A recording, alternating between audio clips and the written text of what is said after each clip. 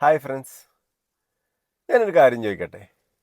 നിങ്ങളെ വീട്ടിൽ ഇപ്പം നിങ്ങൾ ഉപയോഗിക്കുന്ന മാട്രസ് വാങ്ങിയിട്ട് എത്ര വർഷമായി? 5 വർഷം, 8 വർഷം, 10 വർഷം? പലപ്പോഴും നമ്മയൊക്കെ ചിന്തിക്കുന്നത് ഒരു മാട്രസ് വാങ്ങിക്കഴിഞ്ഞാൽ അത് ലൈഫ് ലോങ് ആണെന്നാണ്. അങ്ങനെയല്ല.